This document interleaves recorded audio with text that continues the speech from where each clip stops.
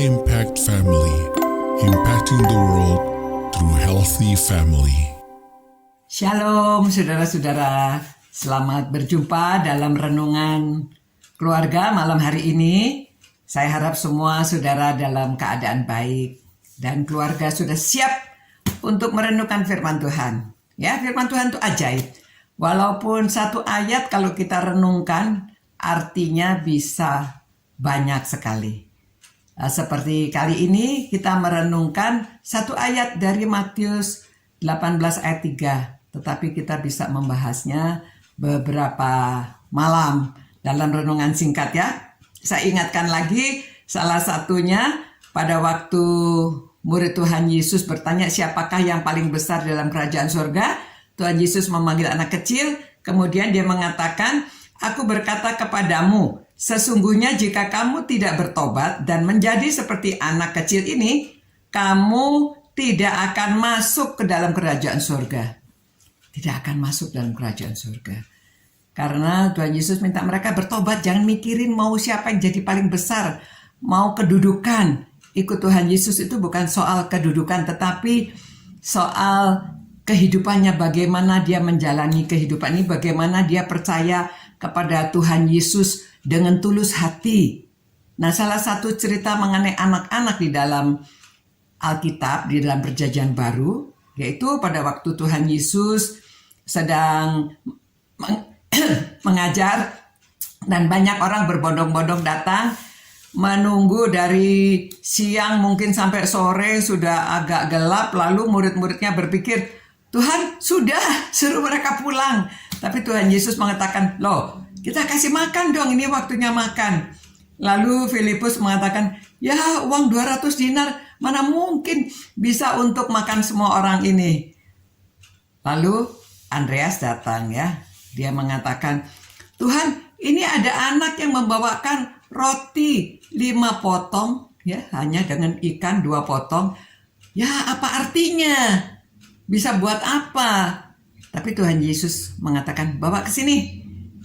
Lalu didoakan. Tuhan Yesus berdoa, ya.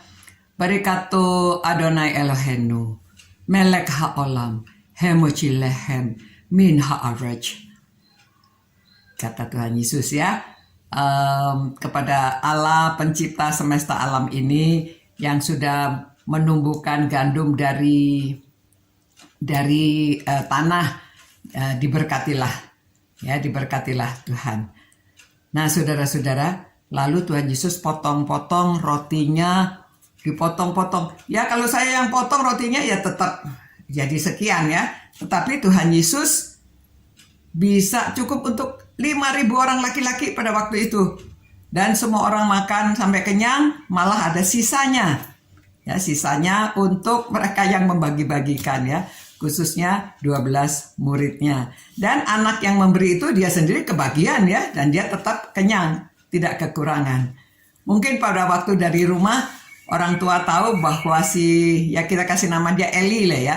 Eli ini mau mendengar Tuhan Yesus, mau mengikuti orang banyak di sana, dikasih bekal ya.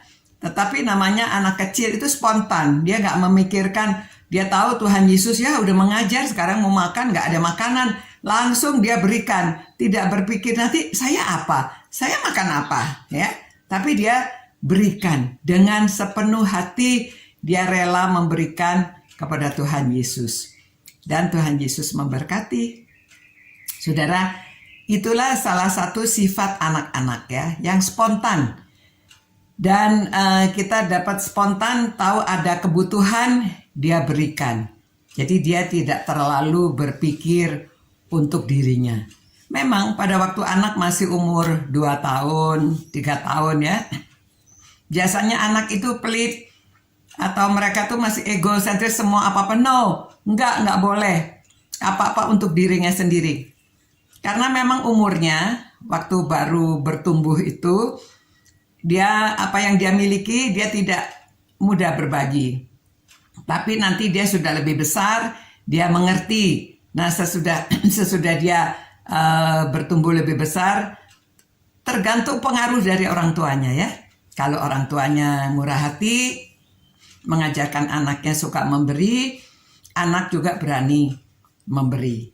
Jadi memang dari didikan ya. Namun sifat anak lebih berani mengambil keputusan dan dia tidak terlalu khawatir akan hari depannya. Yang dia pikirkan sekarang ini ya. Jadi lihat butuh ya dia berikan.